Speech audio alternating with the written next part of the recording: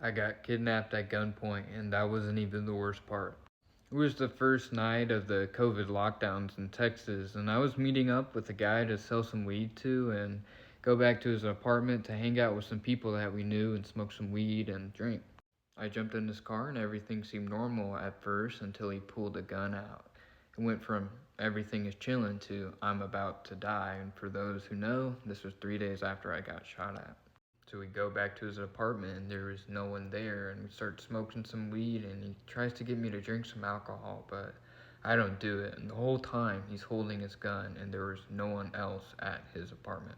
Just keep in mind, the whole reason I hung out with this guy is because plenty of people I knew from Forney said they hung out with this guy. He was cool, he wasn't a weirdo, and it turns out he was bamboozling everyone. And after a while, we're just making small talk while he has a gun. He's not yelling at me, he's not doing anything, but he has a gun. And he's in the corner of a room on his bed while I'm on this chair in front of his TV.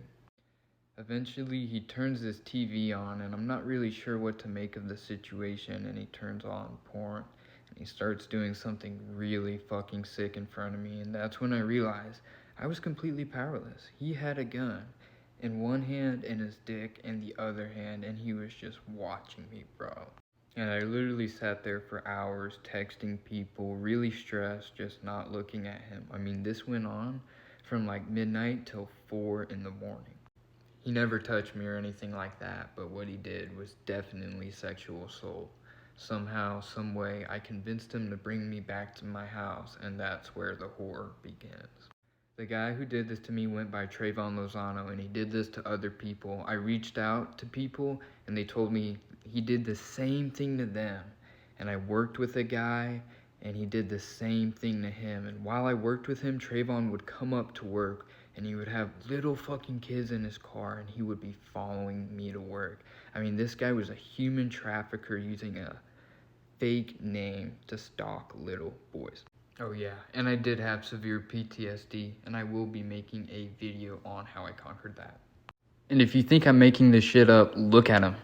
I did end up talking to him a few years later, and he did confirm that he was a human trafficker.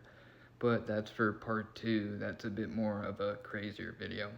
Please leave a like and a comment if you enjoyed. Goodbye.